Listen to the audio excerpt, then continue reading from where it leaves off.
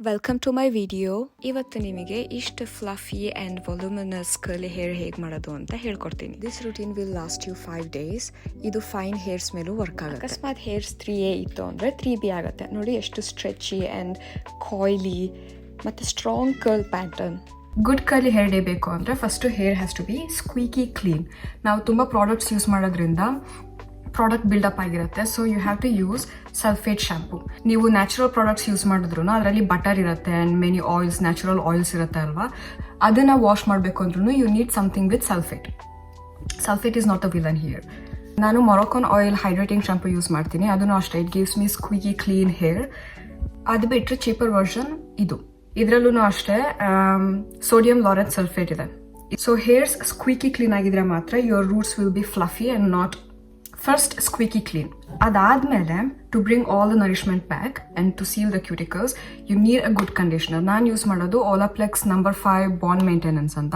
ಇದು ಕೂದಲನ್ನ ಎಷ್ಟು ನರಿಶ್ ಮಾಡುತ್ತೆ ಅಂದರೆ, ನೋಡಿ ನನ್ನ ಕೂದಲಲ್ಲಿ ಏನು ಪ್ರಾಡಕ್ಟ್ಸ್ ಇಲ್ಲ but still curl patterns has remained. ಯಾಕಂದರೆ ಫುಲ್ ನರಿಶ್ಮೆಂಟ್ ಕೊಟ್ಟಿದೆ. ಕಂಡೀಷನರ್ ಆಗಿ ಏನು ನರಿಶ್ಮೆಂಟ್ ಕೊಡಬೇಕು ಅದು ಈ ಪ್ರಾಡಕ್ಟ್ ಕೊಟ್ಟಿದೆ. It's on expensive side but I would recommend you to invest in a good conditioner. ಯಾಕಂದರೆ ಹೇರ್ ಆ್ಯಕ್ಚುಲಿ ಕಂಡೀಷನ್ ಆಗಿತ್ತು ಅಂದರೆ you would need lesser products. Product smooth application ಆಗಬೇಕು ಅಂದರೆ your hair has to be soaking wet. So after shampoo ಮತ್ತು conditioner you have to use a leave in conditioner. ನಾನು Olaplex number 5 leave in conditioner use ಮಾಡ್ತೀನಿ. ಇದನ್ನು ಅಷ್ಟೇ, little goes a long way. ಯಾಕಂದರೆ conditioner already ತನ್ನ ಕೆಲಸ ತಾನು ಮಾಡಿದೆ. 1 pump on one side of the hair and then you have to spread it evenly.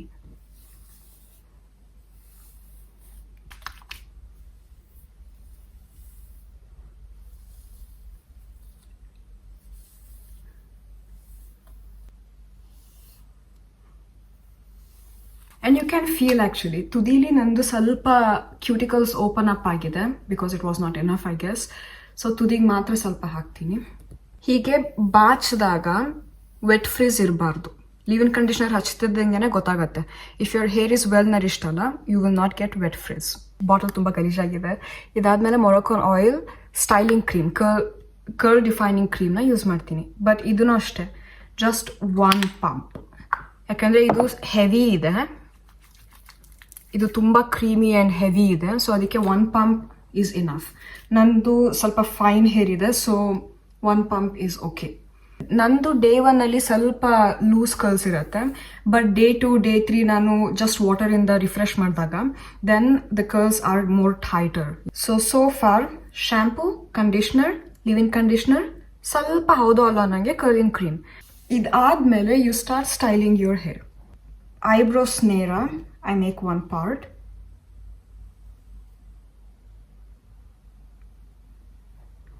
And ಇಲ್ಲಿ ಸ್ವಲ್ಪ ಹಿಂದೆ ತಗೊಂಡು ಹೋಗ್ತೀನಿ. ಯಾಕಂದರೆ ನಂದು ಕ್ರೌನ್ ಏರಿಯಾ ಇದೆಯಲ್ಲ, ಅಲ್ಲಿ it gets more frizzier. So ಅದಕ್ಕೆ ನಾನು wait, I will show you.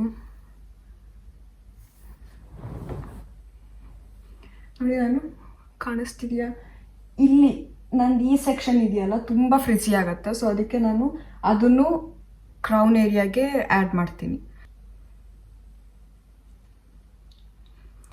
ಆಮೇಲೆ ಐಬ್ರೋಸ್ ಇಲ್ಲಿಂದ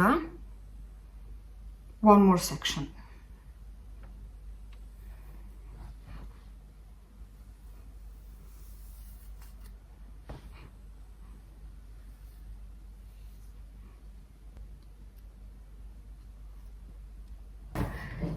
ಸೊ ಈ ಥರ ಉಳಿಯತ್ತಲ್ವಾ, what I will do is ಕರೆಕ್ಟಾಗಿ ಮಿಡ್ಲಲ್ಲಿ ತೊಗೊಳೋದಿಲ್ಲ, ಇಲ್ಲಿ ತೊಗೊತೀನಿ. So that it's a little bit random. ಹೀಗೆ ಕರೆಕ್ಟಾಗಿ ಮಿಡ್ಲಲ್ಲಿ ಪಾರ್ಟಿಷನ್ ಆಗೋದಿಲ್ಲ. ಹೀಗೆ ತೊಗೊತೀನಿ, ಈ ಥರ ಟೈನಿ ಸೆಕ್ಷನ್ ತೊಗೊತೀನಿ. See, tiny section. ಆಮೇಲೆ ಈ ಥರ ಬ್ರಷ್ ಇದೆ ಆಯಿತಾ, you can do it in with this also ಆಯಿತಾ, ಇಟ್ ಡಸಂಟ್ ಮ್ಯಾಟರ್. ಬಟ್ ಏನು ಮ್ಯಾಟರ್ ಆಗುತ್ತೆ ಅಂದರೆ you comb it upwards and ಈ ಥರ ಇಲ್ಲಿ ನೋಡಿ, ಇದಕ್ಕೆ ಇಲ್ಲಿ ಸಪೋರ್ಟ್ ಸಿಗ್ತಿದೆಯಲ್ಲ, ದ್ಯಾಟ್ ಈಸ್ ಇಂಪಾರ್ಟೆಂಟ್. ಸೊ ಹೀಗೆ ತಗೊಂಡು ಟೆನ್ಷನ್ ವಿತ್ ಟೆನ್ಷನ್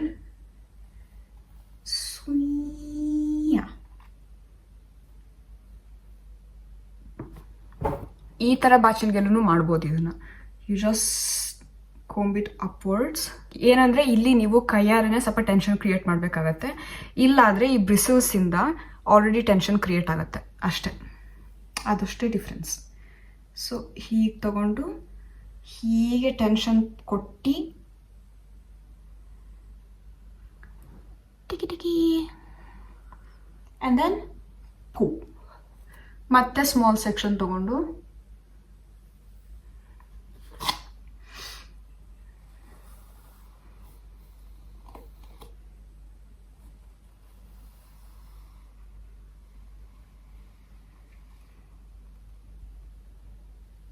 ಹಿಂದೆ ಹಾಕೋದು. At this point you don't have to scrunch necessarily, ಆಯಿತಾ? ನಾವು ಸ್ಕ್ರಂಚ್ ಆಮೇಲೆ ಮಾಡುವ.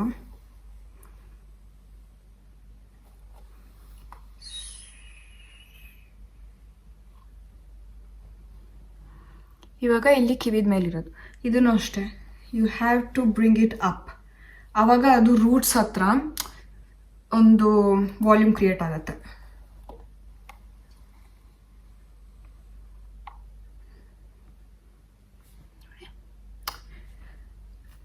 ಆಮೇಲೆ ಈ ಕಡೆ ಸೈಡ್ ಅದೇ ಮಾಡುವುದು. ಇದು ಸ್ವಲ್ಪ ಟೈಮ್ ಕನ್ಸ್ಯೂಮಿಂಗ್ ಅನಿಸ್ಬೋದು, ಬಟ್ ಸ್ಟಾರ್ಟಿಂಗಲ್ಲಿ I needed half an hour. But ಇವಾಗ ಮಾಡ್ತಾ ಮಾಡ್ತಾ ಕೈ ಕೂತಿದೆಯಲ್ಲ, so it needs 15 minutes or something. But still day 1 ಕರೆಕ್ಟಾಗಿ ಮಾಡಿಬಿಟ್ರೆ ಡೇ 3 ಡೇ 4 ಎಲ್ಲ ಈಸಿಯಾಗಿರುತ್ತೆ. You don't even need styling products, you just spray water. ಇಲ್ಲಿ ಕರೆಕ್ಟಾಗಿ ವೆಟ್ ಆಗಿದ್ದಿಲ್ಲ, this will create frizz. This will create frizz. So ilik matte we go again. I'm making random partition like this. Illu nashta same procedure. Partition, comb away from the roots.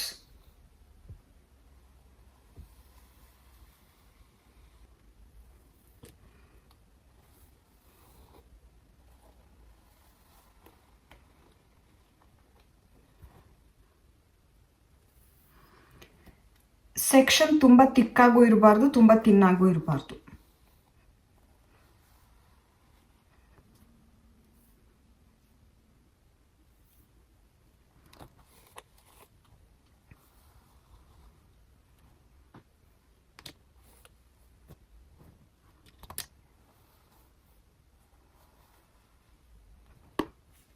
ನೋಡಿ ಈ ಥರ ಇರಬೇಕು. ಆವಾಗ that means you will have volume when you blow dry. If you ask me ಯಾವ್ದು ಒಂದು curly hair ಪ್ರಾಡಕ್ಟಲ್ಲಿ ನಾನು invest ಮಾಡಬೇಕು ಅಂತ, I would say a very good conditioner.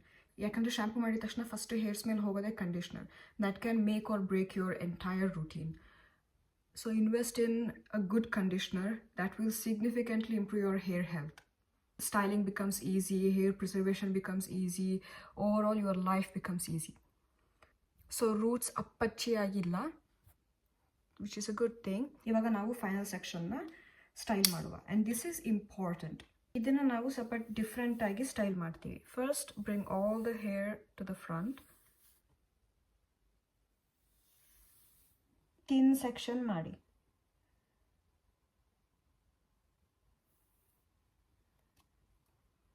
and then you comb it upwards with much tension multiple times, and then you just drop it in the same.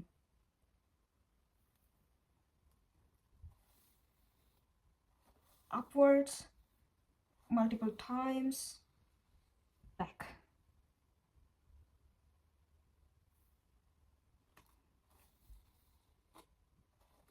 Upwards,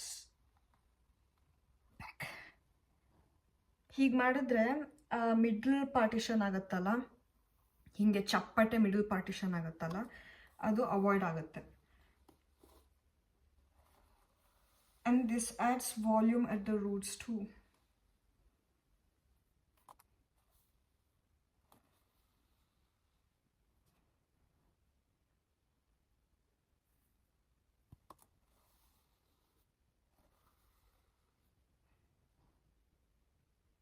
It doesn't have to be perfectly sectioned. ಹಂಗೆ ಮಾಡಿದ್ರೂ ತೊಂದರೆನೇ. ಸ್ವಲ್ಪ random ಆಗಿದ್ರೂ ನಡೆಯುತ್ತೆ. What's important is you add lots of tension, you avoid wet frizz, then just ನೋಡಿದ್ರೆ ಇವಾಗಲೇ ಎಷ್ಟು volume add ಮಾಡ್ತಿದೆ. And ಇಲ್ಲಿ ಒಂದು ಸೆಕ್ಷನ್ ಮಾಡಿ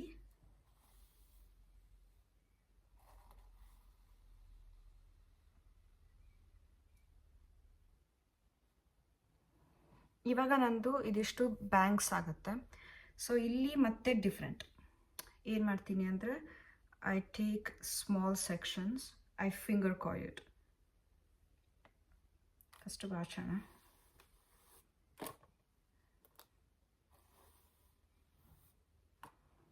then I finger coil it. ಇಲ್ಲಾಂದರೆ ಏನಾಗುತ್ತೆ ಅಂದರೆ ಇದು ತುಂಬ ಫ್ಲ್ಯಾಟ್ ಆಗಿ ಹೀಗೆ ಫಾಲ್ ಆಗುತ್ತೆ. So I finger coil it ಈ ಥರ. ಸ್ಕ್ವಿಶಿ ಸ್ಕ್ವಿಶಿ ಸ್ಕ್ವಿಶಿ.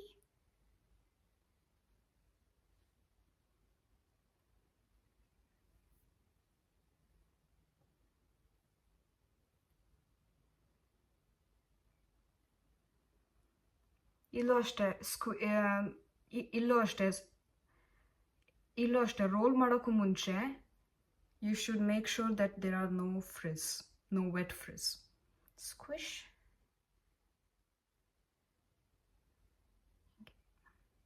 And middle-ಅಲ್ಲಿ ನೋಡಿ ನಂದು ನ್ಯಾಚುರಲಿ ಮತ್ತೆ ಪಾರ್ಟ್ ಆಗ್ತಿದೆ. So what I do is I want to avoid this. So ನಾನು ಹಿಂಗೆ ತೊಗೊಳ್ತೀನಿ.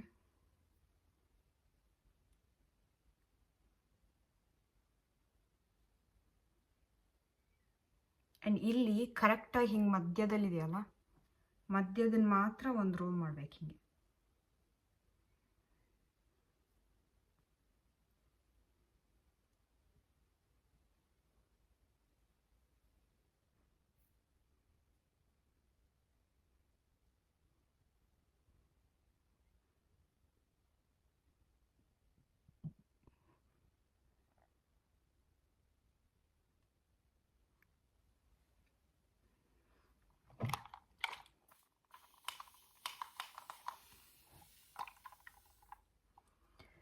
ನೀವು ಹಿಂಗೆ ಸ್ಕ್ವಿಶ್ ಮಾಡೋಕ್ಕೂ ಮುಂಚೆ make sure that your hair is wet, ಇಲ್ಲಾಂದರೆ ಫ್ರಿಜ್ ಆಗುತ್ತೆ ಮತ್ತೆ.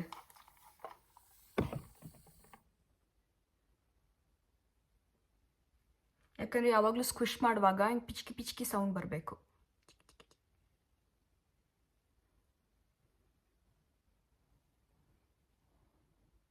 ನಂದು ಫೈನ್ ಹೇರ್ ಇರೋದ್ರಿಂದ ಎಷ್ಟೇ ಮಾಡಿದ್ರೂ ಮಿಡಲ್ ಪಾರ್ಟ್ ಆಗುತ್ತೆ. But if you have thick hair and follow this routine you will not see middle part.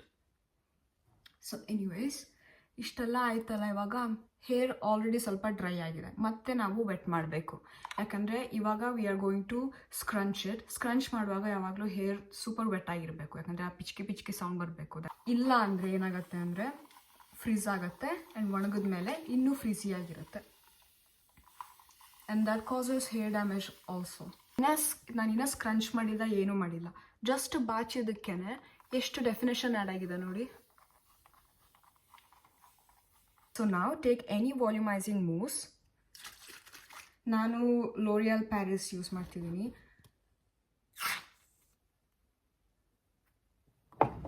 ಇದನ್ನು ಅಷ್ಟೇ, little bit goes a long way. Roots ಹತ್ರ ಸ್ಕ್ರಂಚ್ ಮಾಡಬೇಕು.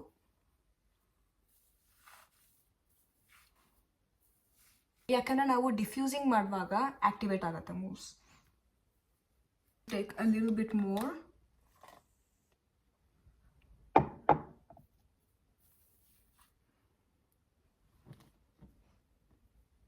ಸ್ಕ್ರಂಚ್.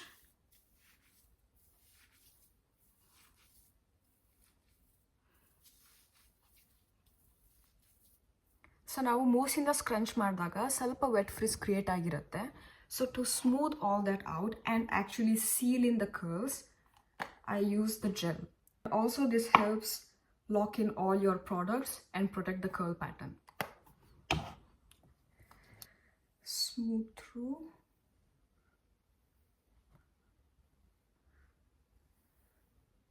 ಏನು ಹೆದರಬೇಡಿ ಎಲ್ಲಿ ಟೈಟ್ ಕರ್ಲ್ಸ್ ಆಗೋದಿಲ್ವೋ ಅಂತ.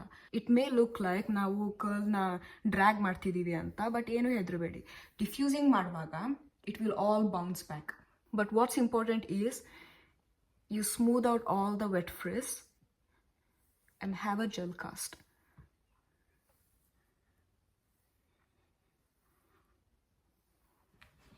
ನಿಮಗೆ ರೂಟ್ಸಿಂದನೇ ಕರ್ಲ್ ಸ್ಟಾರ್ಟ್ ಆಗಬೇಕು ಅಂದರೆ ಯು ಹ್ಯಾವ್ ಟು ಡಿಫ್ಯೂಸ್. ಯಾಕಂದರೆ ಡಿಫ್ಯೂಸ್ ಮಾಡಿದಾಗ ಹೇರ್ ಫ್ಲಫಿ ಆಗುತ್ತೆ and it will spring back. ಆವಾಗ ನಿಮ್ದು ರೂಟ್ಸ್ನೂ ಅಷ್ಟೇ ವಾಲ್ಯೂಮ್ ಇರುತ್ತೆ, because your hair is just dangling in the air. ನಿಮಗೆ ಆ ಥಿಕ್ ಕಾಯ್ಲಿ ಕರ್ಲ್ ಪ್ಯಾಟರ್ನ್ ಬೇಕು ಅಂದ್ರೂ you have to diffuse. Diffuser ಯಾವುದಾದ್ರೂ ನಡೆಯುತ್ತೆ. ನಾನು ಯೂಸ್ ಮಾಡ್ತಿರೋದು ರೆಮಿಂಗ್ಟನ್ ಐಕಾನಿಕ್.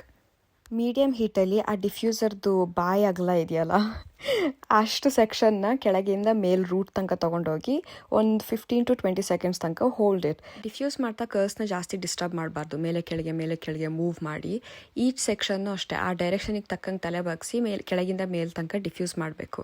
ಆಮೇಲೆ ಎಕ್ಸ್ಟ್ರಾ ರೂಟ್ಸ್ನ ಡ್ರೈ ಮಾಡಬೇಕು. Roots have to be 100% dry. ಅಲ್ಲಿ ಹೇರ್ ಪ್ರಾಡಕ್ಟ್ಸ್ ಅಲ್ಲೆಲ್ಲ ಯೂಶಲಿ ಬಟರ್ಸ್ ಆರ್ ಆಯಿಲ್ ಇರುತ್ತೆ.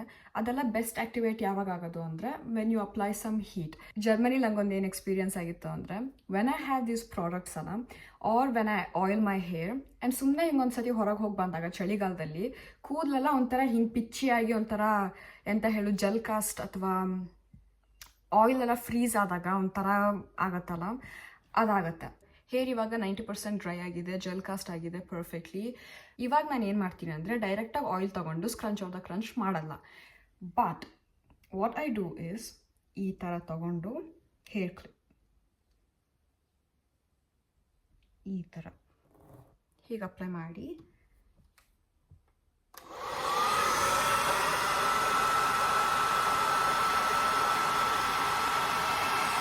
ಮತ್ತೊಂದು ಮಿಸ್ಟೇಕ್ ಯೂಶಲಿ ಏನು ಮಾಡ್ತೀವಿ ಅಂದರೆ ನಾವು ಫುಲ್ ಕಂಪ್ಲೀಟ್ಲಿ ಡ್ರೈ ಆಗೋಕ್ಕೂ ಮುಂಚೆನೇ ಸ್ಕ್ರಂಚ್ ಔಟ್ ದ ಕ್ರಂಚ್ ಮಾಡ್ತೀವಿ ಆಯಿಲ್ ಹಾಕ್ಕೊಂಡು. ಸೊ ಇವಾಗ ನಾನು ಇಲ್ಲೆಲ್ಲ ಸ್ವಲ್ಪ ಒದ್ದೆ ಇದೆ ಆಯಿತಾ, ಈವನ್ ತಣ್ಣಗೂ ಇರಬಾರ್ದು. ಅವಾಗ ಏನಾಗುತ್ತೆ ಅಂದರೆ ಫುಲ್ ಡ್ರೈ ಆಗಿಲ್ಲ, ಅವಾಗ ನಾವು ಸ್ಕ್ರಂಚ್ ಮಾಡೋಕ್ಕೆ ಸ್ಟಾರ್ಟ್ ಮಾಡ್ತೀವಿ ಅಂದರೆ ಮತ್ತೆ ಫ್ರಿಜ್ ಆಗುತ್ತೆ and your curl pattern won't hold longer. So ಅದಕ್ಕೆ I let this 10% air dry completely. ಆಮೇಲೆ ನಾನು ಆಯಿಲ್ ತೊಗೊಂಡು ಸ್ಕ್ರಂಚ್ ಮಾಡೋಕ್ಕೆ ಸ್ಟಾರ್ಟ್ ಮಾಡ್ತೀನಿ.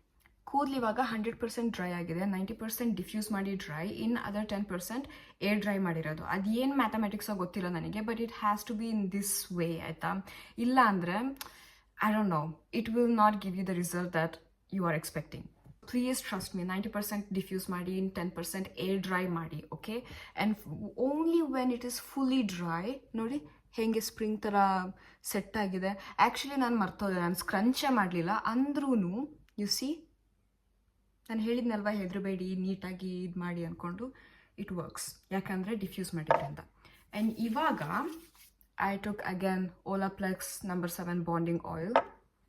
ಇವಾಗ ಏನು ಹೆದರೋದು ಬೇಡ, you run your fingers through.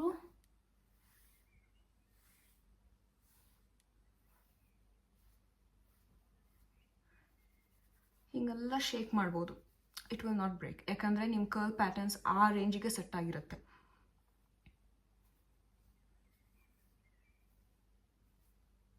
ತುಂಬಾ ಸ್ಕ್ರಂಚ್ ಔಟ್ ದ ಕ್ರಂಚ್ ಮಾಡಬೇಡಿ ಆಯಿತಾ ಆಯಿಲಿಂದ.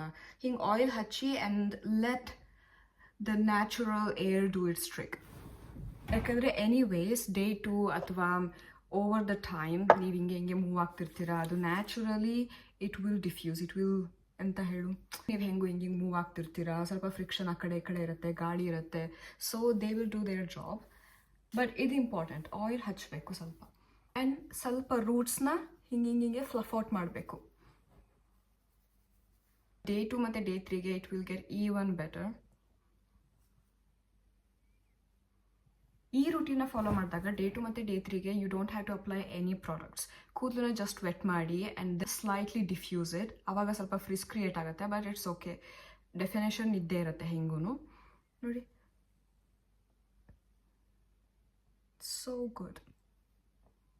ಸೊ ಟ್ರೈ ಮಾಡಿ ನೋಡಿ. ಏನೇ ಕ್ವೆಶನ್ ಇದ್ರೂ ಕಮೆಂಟಲ್ಲಿ ಹೇಳಿ, I will try to answer it. And ಇನ್ನು ನಿಮ್ಮ ಭೇಟಿ ನಾಳೆಗೆ.